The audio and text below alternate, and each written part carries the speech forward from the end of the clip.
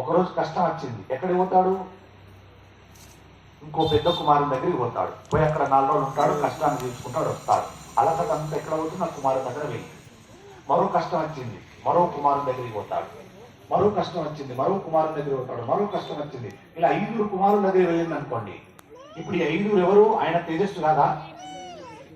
ఈ తండ్రి తేజస్తే కదా. ఈ తండ్రి తేజస్తే 5 రూపాలు ఉన్నాయి. ఈ తండ్రి వీళ్ళకు తండ్రి కానట్ట? తండ్రి 5 తేజస్సు వీళ్ళదే కదా. ఎంత గొప్పగా చెప్పారో చూడండి ఉపమానం. అంటే ఇంద్రుడి యొక్క చేసినటువంటి కారణాల రీత్యా ఆయన తేజస్సు అలా వెళ్ళిపోయింది. ధర్మదేవత ఎందు, వాయుదేవత ఎందు, అగ్ని దేవతల ఎందు వెళ్ళిపోయింది. ఇంద్రుడి తేజస్సు ఇంద్రుడి తేజస్సులోనే ఉండిపోయింది. ఇప్పుడు ఇంద్రుడే 5 రూపాల్లో రావాలి. రావాలంటే మొదటగా ఏం చెప్పాడు? ఎవరు చెప్పారు ఆ మాట? పాండురాజుకి సంతానము కలగదు అనుకున్నటువంటి సందర్భంలో వాళ్ళు వెళ్ళిపోతున్న సమయంలో ఎవరు ఎదురయ్యారు? మహర్షులు, పితృదేవతలు ఎదురయ్యారు. వారు ఎక్కడికి వెళ్తున్నారు? స్వర్గానికి వెళ్తున్నారు. వెళ్లే సమయంలో మాకు సంతానము లేదు, మా జన్మ ఎందుకు, మీతో పాటు వస్తామన్నారు. అంటే అప్పుడు వాళ్ళు ఏం వరం ఇచ్చారు? అయ్యా, సంతానాన్ని పొందే అవకాశం ఉంది, మీరు ఇలా చేయండి, మీకు అవకాశం ఉంది అని చెప్పాడు. ఏంటది? ధర్మదేవతను, వాయుదేవతను, ఇంద్రుణ్ణి, అశ్విని దేవతను ప్రార్థన చేయండి, మీకు 5 పుత్రులు వస్తారయ్యా అని చెప్పారు వాళ్ళు. అక్కడ చెప్పింది ఇప్పుడు ఇక్కడికి అన్వయించబడింది. వాళ్ళు ఎందుకన్నారంటే ఇది జరిగింది వాళ్ళకు తెలుసు. ఈ కారణంగా పాండురాజుకు 5 కుమారులు వస్తారని తెలుసు. అలా ఇంద్రుడిని ప్రార్థించి ఎవరిని తీసుకుంది? అర్జునుడిని. ధర్మదేవతను ప్రార్థించి ధర్మరాజును, వాయుదేవుణ్ణి ప్రార్థించి భీమసేనుణ్ణి, అశ్విని దేవతను ప్రార్థించి మాత్రి నకుల సహదేవులు తీసుకుంది. ఇప్పుడు ఈ 5 అంశాలు ఇంద్రుడి అంశ కాదా? కాదు అన్న వాళ్ళు ఎవరంటూ చెప్తారు. ఈ 5 అంశాలు ఇంద్రుడిగా కాదా? ఇలా చెప్తారండి గురువులు, అద్భుతంగా వివరణిస్తారు. ఇప్పుడు ఈ 5 ఎందుకు రావాల్సి వచ్చింది? ఇంద్రసేన ఆ జన్మలో కోరుకుంది. మౌద్గల్యుడి దగ్గర 5 రూపాయలతో నేను నీతో ఉండాలి అనుకున్నా, రమించాలనుకున్నా, రమించలేక పూర్తిగా ఆమె పొందలేక అప్పటికే మౌద్గల్యుడు వెళ్ళిపోయాడు వనవాసాల వైరాగ్యం పొంది. కానీ ఆమెకు ఆ వాసన బలం ఉండిపోయింది. ఆమె కూడా జన్మను వదిలేసింది. కాశీరాజుకు పుత్రికలు పుట్టినా అక్కడ కూడా తనకు వివాహం కాలేదు. అక్కడ తపస్సు చేసింది. ఆ తపస్సు చేస్తుంటే ఈ 5 దేవతలు చూశారు. ఈ 5 దేవతలలో కూడా మనసులో ఉంది కదా చేసుకోవాలని. అంటే ఈ అంశంతో కూడా రావాలి ఇప్పుడు ఇక్కడికి. కాబట్టి ఇంద్రుని యొక్క ధర్మ అంశ ధర్మదేవత దగ్గరికి వెళ్ళి మళ్ళీ ధర్మరాజుగా పుట్టాడు. ఇంద్రుడి బలం వాయుదేవుడి దగ్గరికి వెళ్ళి మళ్ళీ భీమసేనుడిగా పుట్టాడు. ఇంద్రుని తేజస్సు ఇంద్రుడి దగ్గరే ఉండి ఇంద్ర తేజస్సుగా అర్జునుడు పుట్టాడు. వీళ్ళనే కదా అమ్మ కుంతిదేవి ప్రార్థించింది. వేరే వాళ్ళని ప్రార్థించిందా?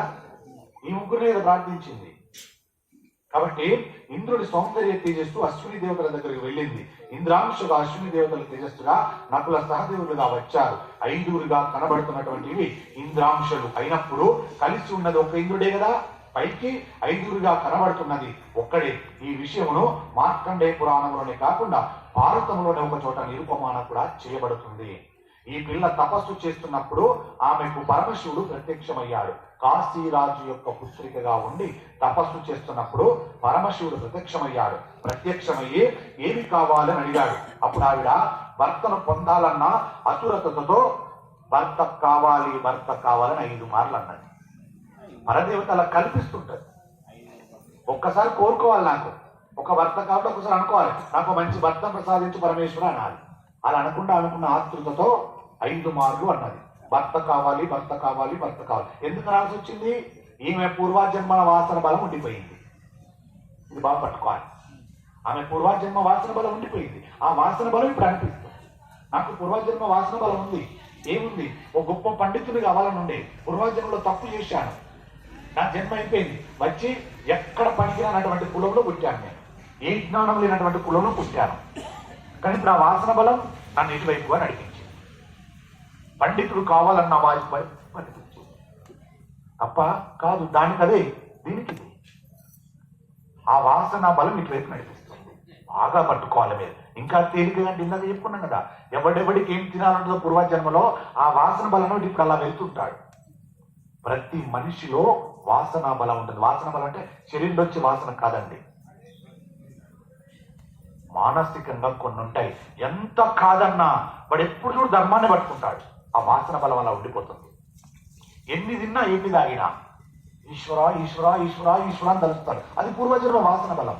కొందరు ఉంటారు ఎప్పుడు చూడు వేదం చదువుతారు, సద్బ్రాహ్మణ కుటుంబంలో పుడతారు, గొప్ప గొప్ప వంశాలలో పుడతారు, కానీ ఎప్పుడు చూడు వేదం చదువుతూనే వాళ్ళు వెళ్ళాలి, పలానా చెట్టు కింద కూర్చోవాలి, తాగాలి, తినాలి, ఎవడు కలుతాడు, ఎవడు చేస్తాడు, ఎక్కడ చాటుకు వెళ్ళి తెచ్చుకొని తినాలి, ఎక్కడ మసాలా పెట్టిన ఫుడ్ ఉంది తీసుకోవాలి, ఎక్కడ మాంసం బాగా దొరికితే అక్కడ తెచ్చుకోవాలి. ఇది చదువుతుంటాడు, అక్కడ ఆలస్యం అవుతుంది. ఎందుకు కారణం? వాసనా బలం. పూర్వాజన్మలు చేసిన వాసనా బలం. చేసుకున్న పుణ్యం కొద్దీ మంచి వంశంలో జన్మించావు. ఆ వాసన బలం పూలే కాబట్టి ఆలోచనలు వస్తూ ఉంటాయి. ఇవి చాలా మందిలో ఉంటాయండి. ఒక్కొక్కరి మనస్తత్వానికి తెలిసిపోతుంటుంది.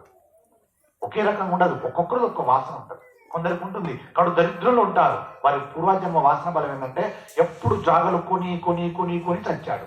అది ఇంకా పూర్తి గాలే.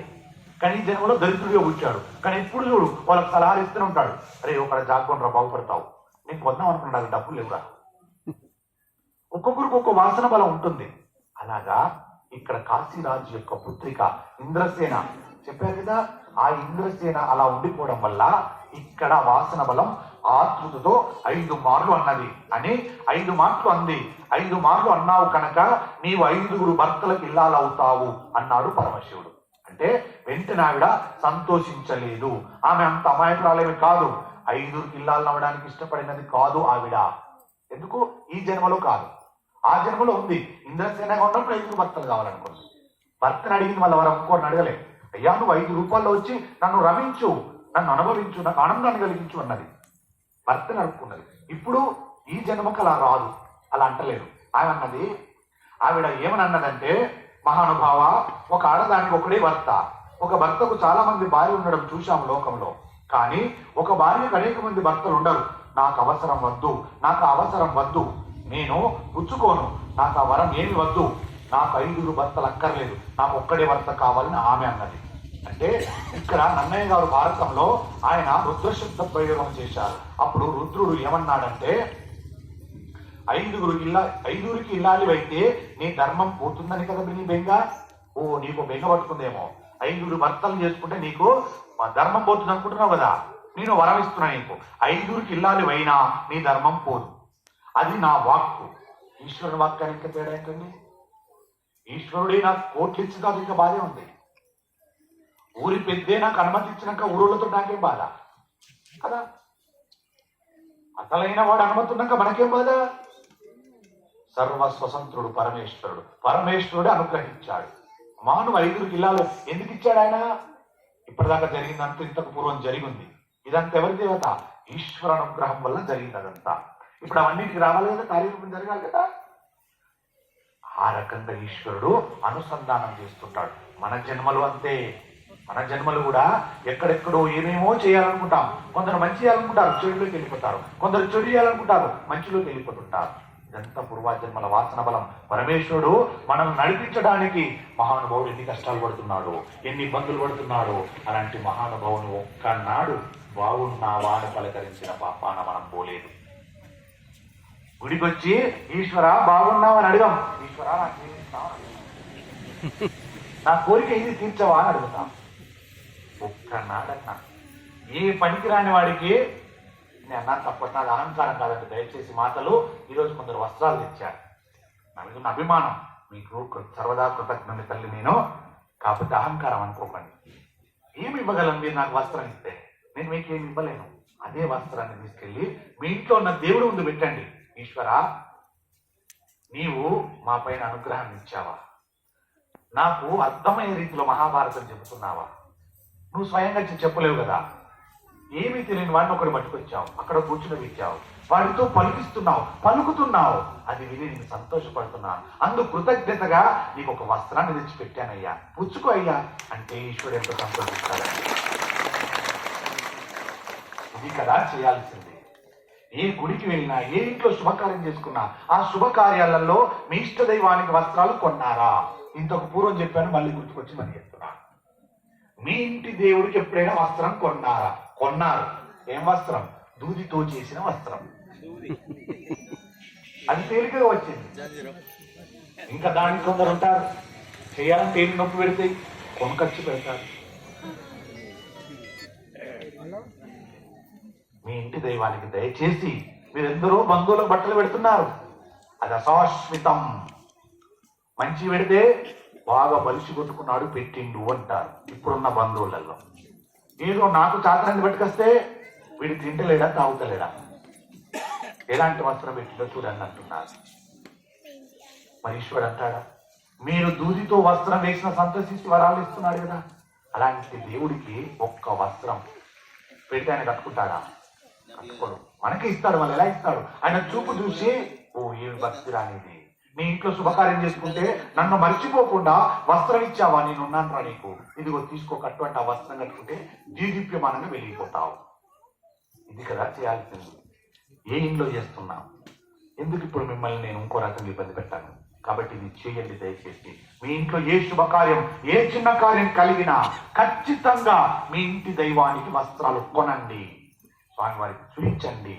మీరు ప్రసాదం ఎలా పెడుతున్నారో అలా వస్త్రాన్ని కూడా పెట్టండి. ఆయన అంత గొప్పవాడు కాబట్టి పరమేశ్వరుడు ఇచ్చాడు. ఏమని? అలా అన్న తర్వాత 5 కిల్లాలు అయితే నీ ధర్మం పోతుందని కదా బెంగ, ఆ 5 కిల్లాలు అయినా నీ ధర్మం పోదు, అది నా వాక్కు, ఏమిటి నీకు ఇంకా అభ్యంతరం అని అడిగాడు. ఆవిడ ఇది ఎలా సంభవం అని అడిగింది. ఎందుకన్నా పూర్వజన్మ తెలియదు కదా, ఇది ఎలా సంభవం అవుతుంది, 5 భక్తులు నాకు ఎలా వస్తారు అని అడిగింది ఈశ్వరుణ్ణి. అడిగితే ఇక్కడ మనము ఒక విషయం బాగా గుర్తుపెట్టవలసి ఉంటుంది. ఈ వరం ఇచ్చిన వాడు రుద్రుడు. రుద్ర అన్న పదానికి యజుర్వేద పరంగా యథార్థమైనటువంటి అర్థము రుత్వధర్మ నవలోకహిత్రి ప్రాపహిత్వా ఇది రుద్ర అని అంటుంది వేదం. ఆయన వేదము చేత ఆ ధర్మమును లోకమునకు చెప్పేవాడు. ఆ ధర్మము పట్టుకోగలిగినటువంటి శక్తిని మనకు ఇచ్చేవాడు.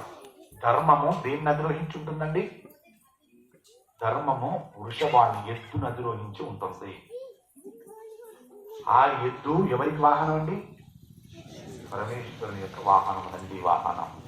అంటే ధర్మము ఎద్దును వృషభాన్ని అధిరోహించున్నప్పుడు ఆ వృషభము ఒక పరమేశ్వరుని వాహనం అయినప్పుడు ఇప్పుడు ఈ ధర్మం ఆయనలోది కాదా? ఆయనది కదా. ఆయన సర్వస్వతంత్రుడు. ఆయనకు ఒకరు చెప్పాలి, ఒకరిని అడిగి ఇచ్చే అలవాటు తనకు లేదు. అలానే నేను పుణ్యం చేశాను, నాకు మంచి జన్మనివ్వండి ఇవ్వడు. ఎందుకు? నీకు ఏది వల్ల నాకు తెలుసు అంటాడు. ఇంతకు పూర్వం నువ్వేం చేసావు ఆయనకు బాగా తెలుసు, దాని వల్లనే ఇస్తుంటాడు మనకి ఈ జన్మలో. కాబట్టి ఆయన అంటాడు, ఆయన పరమశివుడు. అందుకే ఎవరు ఎప్పుడు అభిషేకం చేస్తారో, రుద్రాధ్యాయమును రోజు పారాయణం చేస్తారో అటువంటి వారు మనస్సు ధర్మం నందు నిలబడుతుంది. ఆయన ధర్మమును పొందుతున్నవాడు కాబట్టి ఇప్పుడు ఆయనే చెప్పాడంటే ఆ ధర్మమునకు తిరుగులేదు. మీరు ఇంకొకటి పట్టుకోవాలి. ఇక్కడ చాలా మంది చాలా రకాలుగా మనకు చెబుతుంటారు. ఏమని? మీరు విష్ణు సహస్రనామం చేయండి గొప్పవారు అవుతారు, గాయత్రి మంత్రం చదవండి గొప్పవారు అవుతారు, లేకపోతే ఈ శ్లోకం చదవండి గొప్పవారు అవుతారు, లేకపోతే రుద్రుడికి అభిషేకం చేయండి, రుద్రపారాయణం చేయండి, నమ్మక చమకాలు చదవండి. ఇవన్నీ చదవద్దని చెప్పట్లేదండి, చదవండి. కానీ నాలాంటి వాడికి చదువు రాదు, మరి నేను ఎలా పట్టుకొని చదివి, నేను ఎలా తరించేది అన్న వారికి ఏం చెప్పారు? రోజు మనం చెప్పుకుంటున్నటువంటిది కింది స్థాయిలో ఉన్న వాడికి చెప్తున్నదే చెబుతున్నాడు. రోజు మీరు వింటున్నారే, ఉదయం బ్రహ్మ ముహూర్తంలో లెమ్మని, అది శ్లోకమే, లేవడం శ్లోకమే. శ్రీ విష్ణు సహస్రనామము చేయడముతో సమానం రోజు బ్రహ్మ ముహూర్తంలో లేవడం.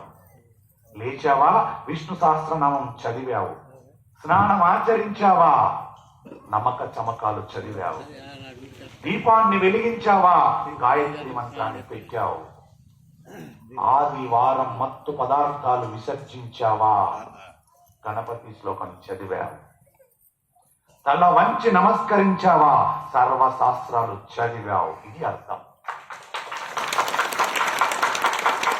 మీరు ఎన్ని ధర్మాలు చదవండి, ఎన్ని శ్లోకాలు చదవండి, మీరు యూట్యూబ్లలో మహాత్ముల మాటలలో వినండి. మీకు కష్టం వచ్చిందా, ఈ శ్లోకం చదవండి, బాగుపడతారు.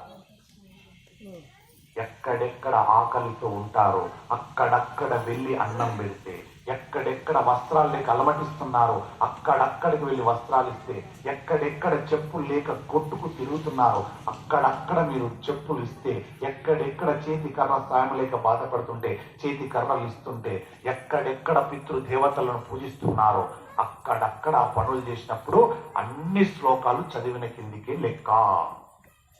శ్లోకం అర్థం ఇదే. గణపతి శ్లోకం చదివితే ఏంటిది? విఘ్నాలు తొలగిపోగాక. నీకు విఘ్నాలు తొలగిపోవాలంటే ఏం చేయాలి? ఆకలితో ఉన్నాడు కన్నం పెట్టు, నీకు విఘ్నమే పోతుంది. చదివినట్టే శ్లోకం, గణపతి శ్లోకం చదివినట్టే. ఇదే పరమార్థం. మనం రోజు శ్లోకాలు చదువుతున్నాం కానీ ఆచరిస్తలేం. ఏంటి ఆచరణ? ఇప్పటిదాకా చెప్పిందాన్ని పట్టుకొని చెయ్యడమే. దీనికి ఎందుకంటే ఇక వేదం చదవడం, ఇంకెందుకంటే ఇవన్నీ? మీరు అంటారేమో, అయ్యా విష్ణు సహస్రనామం చదివితేనే గొప్పదయ్యా. సరే, నేను విష్ణు సహస్రనామం చదివాను, 4-5 వేదాలు చదువుతున్నాను, పంచమ వేదం మహాభారతంతో సహా, ఉపనిషత్తులు చదివాను, రోజు శ్లోకాలు చదువుతున్నాను, భగవద్గీతలో 700 పై చిలుకున్నటువంటి శ్లోకాలు కూడా కంఠస్థం చేశాను. కానీ ఇన్ని చదువుతూ ఎవరో ఆర్తితో అక్కడ ఏడుస్తుంటే వెళ్ళి పలకరించలేదు. ఎవరో ఇబ్బందితో ఆకలి అంటే పెట్టలేదు. ఎందుకు? నేను ధర్మాన్ని చదువుతున్నా. నువ్వా నన్ను అడిగేది? నేను పెట్టేవన్నా ఓ అన్నా. బ్రహ్మ ముహూర్తములో లేవలేదు, స్నానం ఆచరించలేదు, దీపారాధన చేయలేదు, ఆదివారం తింటున్నా తాగుతున్నా.